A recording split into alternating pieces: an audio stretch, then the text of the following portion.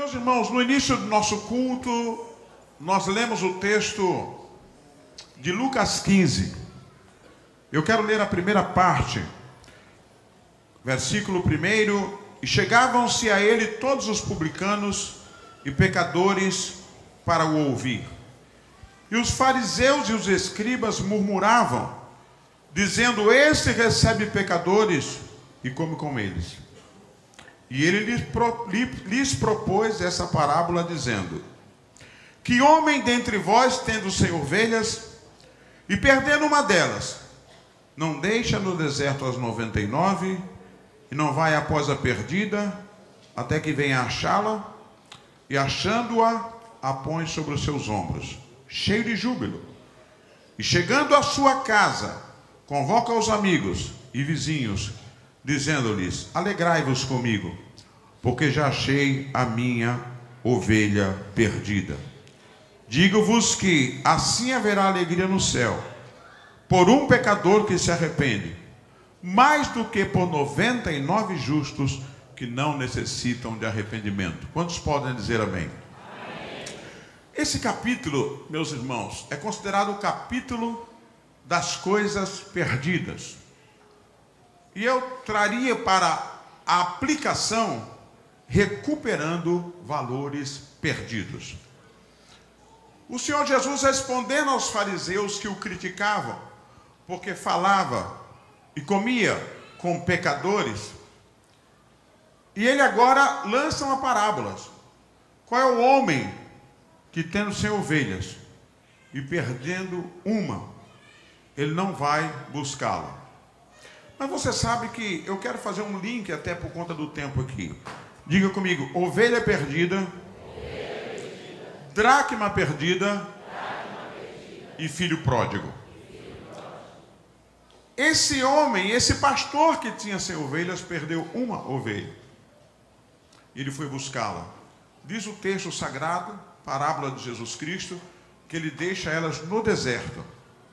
E quando ele a acha, ele coloca em seus ombros e ele leva para casa. É necessário a gente entender que nessa época, quem tinha 100 ovelhas não era qualquer pessoa. O normal uma família era ter 5, no máximo 10 ovelhas. Quem tinha 100 ovelhas era uma pessoa muito rica. E, portanto, ela poderia ter mais do que 100 ovelhas. E ela precisava de pastores para tomar conta. Quando esse pastor responsável por essa ovelha ele a deixa, diz a Bíblia que ele vai lá até achá-la. Ele era um pastor responsável. E ele tinha que dar conta da ovelha viva ou morta. Se ela morresse, ele teria que colocá-la nos seus ombros, como fez aqui. Ou, se ela ficasse viva, colocar nos seus ombros, como ele fez aqui. Quando fala ombros, colocou ela aqui com o seu estômago na sua nuca aqui, para apresentar a quem de direito. E se ela tivesse morta, ele tinha que pegar ou a pele ou os ossos para provar que o animal a matou. Porque senão ele poderia ter dado conta ou haver uma desconfiança que ele pudesse ter vendido uma ovelha que não era sua. Mas ele foi atrás pelos despenhadeiros. E quando ele acha a ovelha, ele coloca em seus ombros. E ele promove uma festa na sua casa, para se congratular com seus amigos e agradecer a Deus porque achou a ovelha que havia se perdido. E Jesus fala assim: haverá alegria no céu por um pecador que se arrepende, mais do que por 99 justos que não precisam de arrependimento.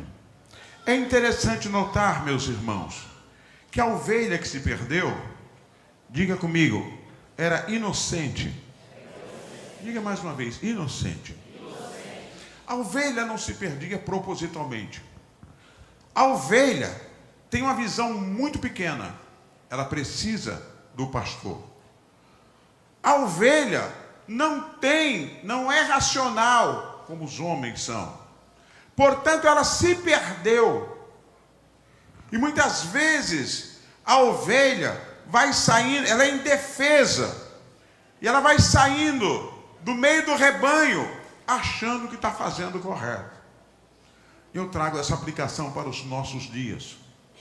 Há pessoas hoje que estão no rebanho do Senhor e elas acham que elas estão corretas. E elas vão se afastando do rebanho.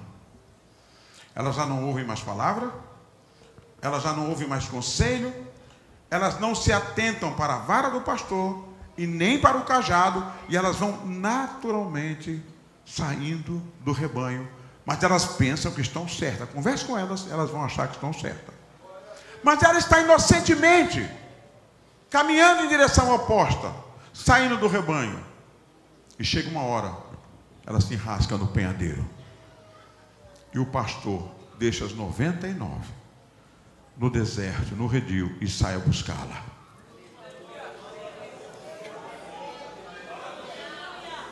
Pete a mão desse irmão e fala assim: você tem um pastor no céu que não te abandona. E nós pastores aqui da terra, instituídos por Deus, chamados por Deus, não devemos abandonar as ovelhas também. O verdadeiro pastor vai atrás da ovelha até achar. Glórias ao Senhor. A ovelha inocente, ela se perde por não ter senso de direção, por displicência. Diga, mas o pastor vai atrás. Eu vou dizer, ela é inocente, mas o pastor? A ovelha se perde por não ter senso de direção, por displicência, mas o pastor? A ovelha vai saindo do rebanho e acha que está certa, mas o pastor? A ovelha não pode viver sozinha. Diga para esse irmão, se você puder ser, o seu lugar é no rebanho. Fora do rebanho você corre riscos. Fora do rebanho há lobos devoradores. Você pensa que está certo, mas depois que a ovelha se enrasca no despenhadeiro, somente o pastor indo buscá-la. Por que Deus está falando isso através dessa parábola? Se tiver alguém aqui hoje se afastando do rebanho, Deus está dizendo para você: volte para o rebanho. Fique no rebanho. Aceite o cuidado do pastor. Mas irmãos, nesse mesmo capítulo, na sequência, fala de uma mulher que perdeu uma dracma. Quantas dracmas tinha essa mulher? Quem lembra? Diga forte: 10. Ela perdeu uma. O pastor tinha 100 ovelhas, perdeu uma. 1% do seu rebanho, e ele foi atrás. A mulher perdeu uma dracma. Quem tem 10 dracmas perde uma, perde 10% dos seus valores. Mas há um detalhe interessante. A ovelha era inocente. A ovelha se perdeu sozinha, mas a dracma foi perdida pela sua dona. A dracma foi perdida pela sua proprietária. E há um detalhe, diga comigo: dentro de casa. Diga mais uma vez: dentro de casa. E aquela mulher começa a procurar a dracma perdida. Meus irmãos, sem querer entrar, nosso tempo hoje não permite no mérito, mas segundo alguns historiadores, essa dracma poderia valer um dia de trabalho daquela mulher.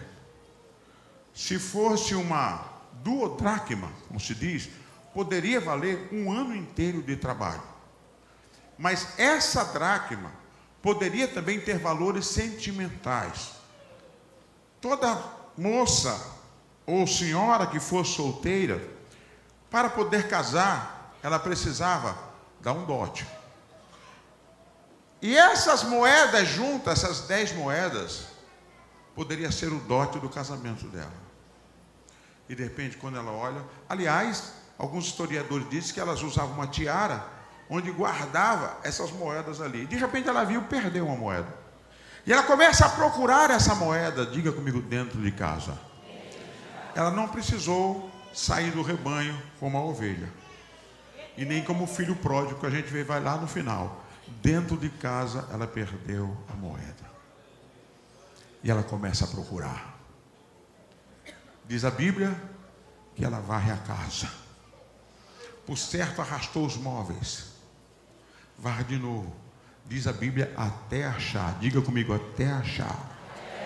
Mais uma vez, até achar. Se você imaginar, recentemente foi descoberta uma moeda antiga, num local onde eu já estive com a irmã Sara, lá em Israel, e alguns irmãos aqui que me acompanharam, na casa de Pedro, lá em Cafarnaum. Aquelas casas não tinham esse piso bonito como aqui. Eram pisos rústicos, tinha que varrer bem. E a iluminação não era a iluminação que a gente tem hoje. Diz a Bíblia que ela acende a candeia para procurar a moeda. Tem alguém entendendo aqui que Deus está falando? Diga comigo: vassoura, candeia, boa vontade. Fala que esse irmão está disposto a achar os valores perdidos.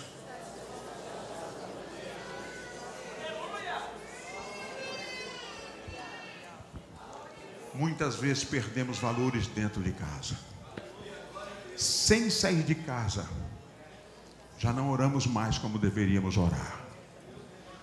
Já não louvamos mais como devíamos louvar. Já não nos dedicamos mais como deveríamos nos dedicar. Talvez até a gente diga assim: mas eu já tenho tantos anos de igreja, de cartão de membro, não é necessário. Não, Jesus ainda não veio buscar a igreja. Os valores precisam ser restaurados. Acenda a lamparina em nome de Jesus.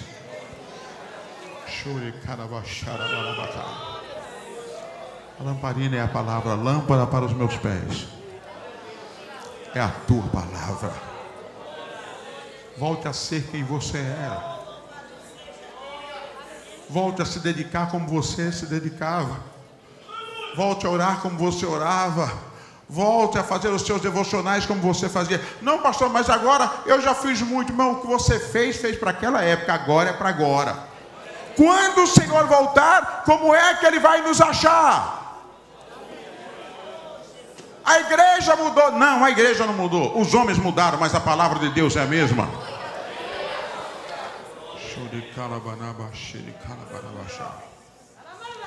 Aleluia. E ela varre a casa. E ela acende a lamparina. Diga comigo assim: recuperar valores dá trabalho. Diga comigo: recuperar valores é preciso zelo. Vá atrás dos valores.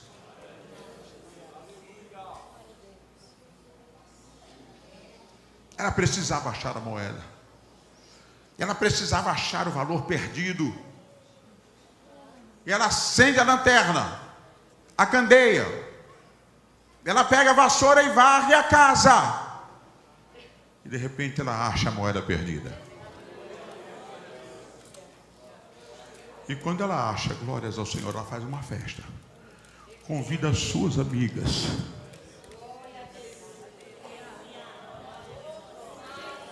O Espírito Santo me revela aqui que haverá festa em algumas casas. Pastor, essa palavra não tem a ver com todos nós aqui. Se você perdeu inocentemente por displicência, o pastor está te chamando essa noite. O sumo pastor está te chamando. E se você perdeu valores por descuido, aleluia, o Senhor está dizendo assim: acenda a lanterna e vá atrás dos valores perdidos.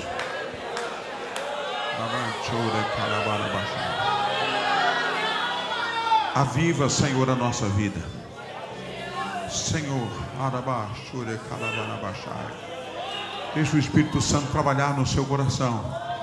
Deixa a luz do Evangelho brilhar dentro da sua casa. Quais os valores foram perdidos? Quantas das vezes perdemos valores de oração, valores de devocional, valores de dedicação, de comunhão com Deus, de comunhão com o próximo. Não, pastor, eu sou eu e Deus. Não. O Evangelho é vertical e horizontal. Amarás o Senhor teu Deus e amarás o teu. Amarás o teu. Diga comigo: vertical e horizontal. Já que você está ligado no vertical, cumprimento esse irmão do seu lado e fala assim: temos que estar bem no horizontal.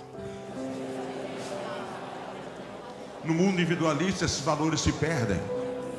No mundo individualista, esses valores vão ficando para trás.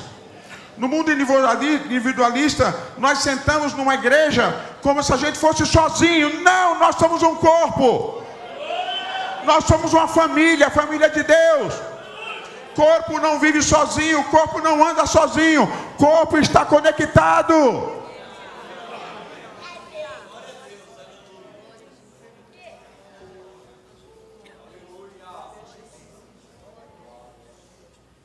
O pastor perde 1%, vai atrás. A mulher da dracma perde 10% e vai atrás. Mas quando ela acha, ela faz uma festa com as suas amigas, porque achou o valor que ela tinha perdido. Está na hora de nós irmos atrás dos valores que se perderam.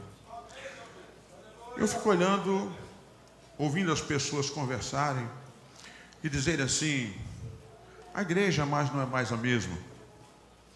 A igreja não faz mais como fazia. E eu lhes pergunto: quem é a igreja? Quem é a igreja? Se ninguém fizer, eu faço. Se ninguém fizer, você faz. Se ninguém fizer, você faz. Se ninguém fizer, nós vamos fazer. Se ninguém mais orar, nós vamos orar. Se ninguém ler mais a Bíblia, nós vamos ler a Bíblia. Se ninguém crer mais em milagre, nós vamos crer em milagre. Se ninguém quer mais buscar os dons do Espírito, nós vamos buscar os dons do Espírito. Sabe o que Deus está dizendo hoje? Acenda a lanterna e vá atrás dos valores perdidos. Quantos podem glorificar o nome do Senhor? E nessa pequena reflexão, por último, ele fala de um homem que tinha 2 filhos. Repita comigo: 2 filhos. Quem perde um, perdeu quantos por cento? Diga 50. A mulher, o pastor de ovelha, perdeu 1%. Diga 1%. A dona da dracma perdeu 10%. Diga 10%. O pastor foi atrás de 1%, deixou 99% no rebanho. A dona da dracma foi atrás de 10% e deixou 90%, enquanto foi atrás de 10%. Mas agora o homem perdeu 50%. Ele tinha 2 filhos. Um foi embora, falou: pai, eu quero a parte da minha herança que me pertence, eu vou embora. E o pai juntou tudo, entregou nas mãos do filho rebelde, querendo conhecer a vida, e foi-se embora. Diz a Bíblia que ele foi para uma terra distante, possivelmente um outro país. Nem notícia se tinha dele. E quando se tem dinheiro no bolso, é fácil ter amigos. Enquanto você tem saúde, talentos, é fácil você ter amizades. Mas essas coisas vão embora. E quando ele perdeu tudo que tinha, ele foi arrumar emprego, porque agora ele precisava trabalhar. E o único emprego que ele conseguiu foi apacentar porcos. Diga comigo: apacentar porcos. Mais uma vez: apacentar porcos. Em que pese seja uma profissão digna de alguém que possa ganhar o seu sustento apacentando porcos, é muito pouca gente que apacenta porcos. Eu não tenho nem noção se tem alguém aqui na igreja aqui que é apacentador de porcos. Imagine naquele tempo. E ele foi agora de um filho rico, de um filho com todo conforto. Depois de gastar tudo a herança que o pai deu, ele vai apacentar porcos. Diz a Bíblia que a fome era tão grande naquela terra. Ele não tinha o que comer. Ele não tinha mais dinheiro. Ele desejava comer as bolotas que os porcos comiam. Diga comigo: desejar. Comer as bolotas que os porcos comiam. Só para a gente contextualizar aqui, as bolotas eram uma fruta de algum tipo de árvore: carvalho, alfarroba, azinheira. Era uma fruta que tinha uma castanha dentro, que até servia para fazer alguma comida, algum bolo, mas passou, como ela não tinha essa coisa que a gente fala, glúten, a gente vai comprar pão sem glúten, que é mal para a saúde, ela não contém glúten. Então, os porcos ficavam vivos e fortes, musculosos, sem gordura obesidade desnecessária. Então, se naquela época as pessoas passaram a dar essas bolotas para os porcos comer. Então, já que a comida é de porco, ninguém come mais. Mas o filho pródigo, a Bíblia não diz que ele comeu, mas ele tinha desejo de comer as bolotas que os porcos comiam. Sabe por que ele tinha desejo? Porque ele não tinha mais o alimento de casa. Quando você não come o alimento que você tem que comer, você tem desejo de comer qualquer coisa.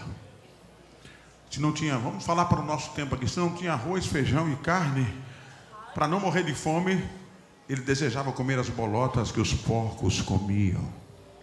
Vamos trazer para cá, quando a gente não se alimenta, muitas vezes estando dentro da casa de Deus, quando nós não nos alimentamos daquilo que temos que nos alimentar, passamos a ter desejo de comer as bolotas que o mundo oferece. Está aqui dentro, mas não come. Está aqui dentro, mas não come a palavra. Está aqui dentro, mas não ora mais. O organismo começa a sentir fome. E aí começa a ver as bolotas na TV, na internet. E o cristão começa a padecer e ter vontade de comer as bolotas que o mundo oferece. Eu tenho a palavra de Deus para o seu coração. Dê meia volta nessa noite. Comece a se alimentar da palavra de Deus. Comece a se alimentar da comunhão com Deus. Comece a ver onde é que você coloca os seus olhos, onde você coloca o seu pensamento, onde você começa, aleluia, a colocar a sua mente para baixo. Esse desejo de comer bolotas vai passar, porque você será alimentado. Arrependa-se em nome de Jesus.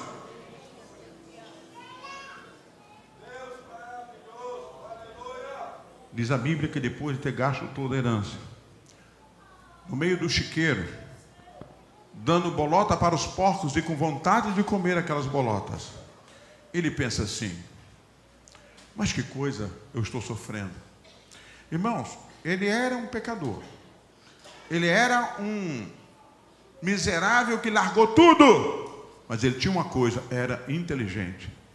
Peraí, eu gastei tudo, mas eu não preciso voltar como filho. Porque o que eu tinha como filho eu já gastei. Se meu pai não quiser me receber como filho, e ele receber como um dos seus trabalhadores, aleluia. Trabalhador na casa do meu pai vive melhor do que eu aqui.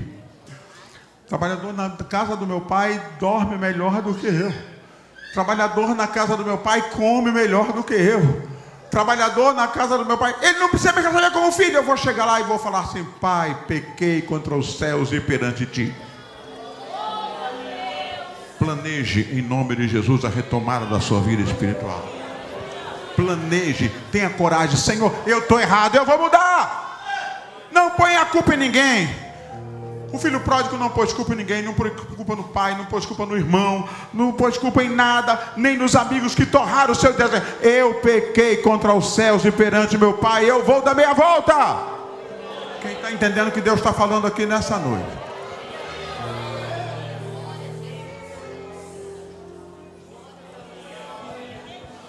Diga comigo: o pastor foi atrás da ovelha. A mulher foi atrás da dracma.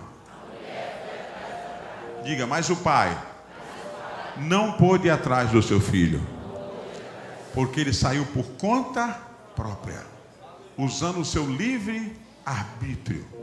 Há pessoas afastadas de Deus, há pessoas que não sentem a presença de Deus, há pessoas que não leem mais a Bíblia, não ouvem uma mensagem, não tem tempo para fazer um devocional. Ele coloca a culpa em tudo e em todos, mas não reconhece o seu pecado, o seu erro. O pai queria ir atrás, mas não podia, porque ele fez aquilo por livre, espontânea vontade, usando o livre-arbítrio que tem. O pai não pôde ir atrás, mas o pai estava na porta de casa. Um dia ele vai cair em si. Um dia ele vai voltar. Um dia ele vai chorar as suas misérias. Eu eu tenho que respeitar a liberdade dele, porque Jesus é assim. Lá no Apocalipse ele diz para uma igreja: eis que estou à porta e bato. Se alguém ouvir e abrir a porta do seu coração, eu entrarei, cearei com ele e ele comigo. Diga comigo: ainda há tempo.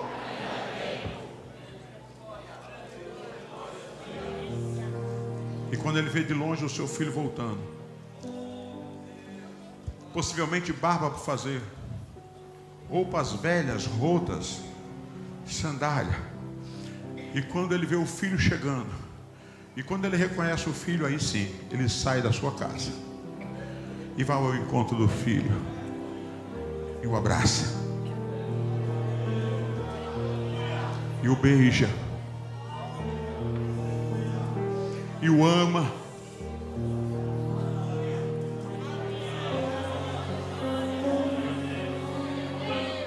Ele chama os empregados, ele fala assim: traz agora o anel, aleluia, renovação de aliança, pastor Jefferson. Traga agora uma sandália nova, porque essa aqui não serve mais para o meu filho. Traga agora uma veste nova. Quem está entendendo o que Deus está falando aqui? Deus tem festa para a sua vida, meu irmão.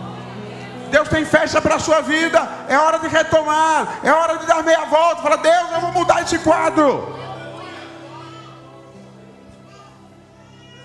Por fim ele fala: tragam o bezerro cevado. O bezerro cevado era guardado para festas especiais. E agora ele pede: começa a assar o bezerro cevado, que vai ter festa aqui em casa. Diga comigo: teve festa pela ovelha. Diga forte: festa pela ovelha, festa pela dracma. Agora maior, diga: maior festa é pelo filho que volta.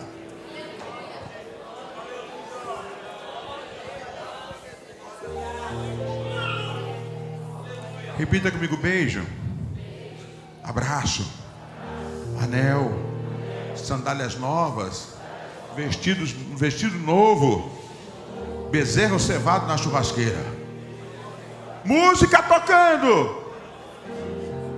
Você pode glorificar ao Senhor?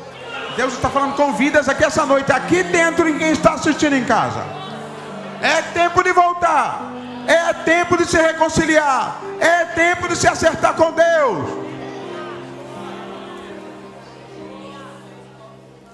E essa história podia terminar assim.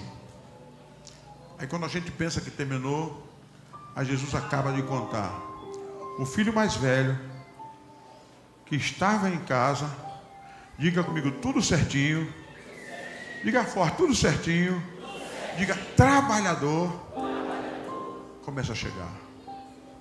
Ele chama o empregado e fala assim: o que está acontecendo aí em casa? Por certo ele estava no campo. Ele diz assim: mas o que está acontecendo? Esse barulho, essa música. E o empregado fala assim: ó, teu irmão voltou, teu pai deu para ele o anel, sandália nova, vestido novo, e o bezerro cevado já está virando na churrasqueira. O homem fica bravo. E ele: não vou entrar. Não vou entrar na festa. Eu não quero saber de entrar. Avisa o pai: olha, o teu filho mais velho está aí fora, está bravo, ele não quer entrar na festa. O pai que aguardou o filho mais velho, mais novo, que abraçou, que beijou, aleluia, diga comigo: pai é pai. Sai até o portão: meu filho, entra. Entra, meu filho.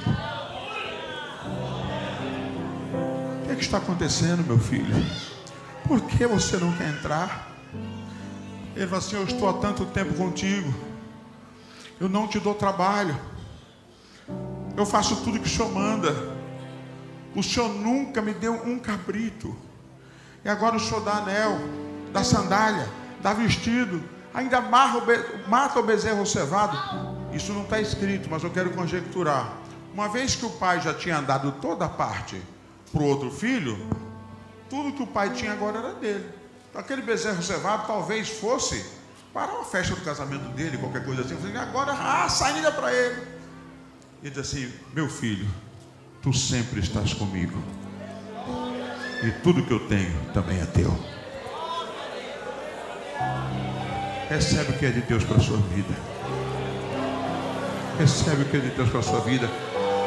Ele sabia ser escravo, mas não sabia ser filho. Ele sabia ser trabalhador, mas não sabia ser filho. Sabe o que Deus está falando para a gente aqui? Desfrute a condição de filho. Quem está entendendo o que Deus está falando?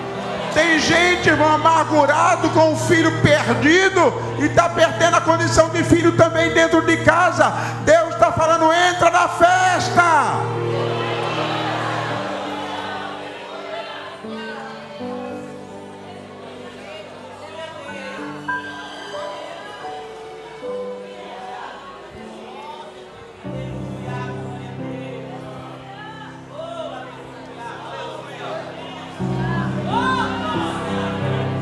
Entra na festa. Entra na festa.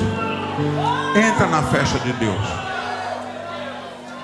Irmãos, o que me chama a atenção é que esse filho mais velho, ele estava tudo certinho.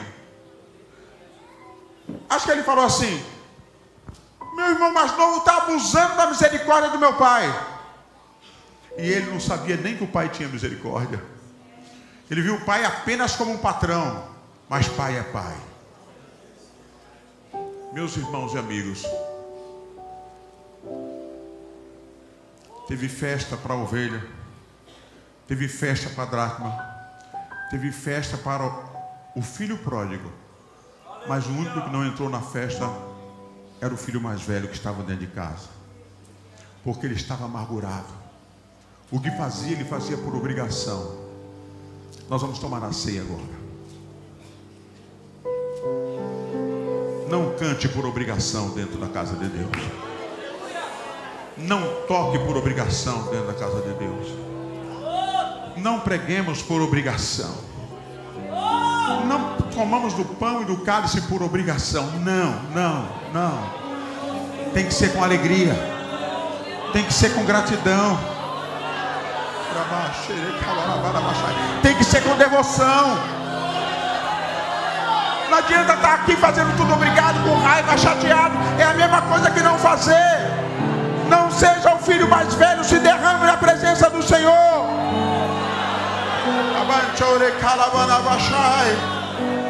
Deixa o Espírito Santo tocar no seu coração. Porque vai ter festa no teu coração, vai ter festa na sua vida, vai ter festa de Deus na sua família.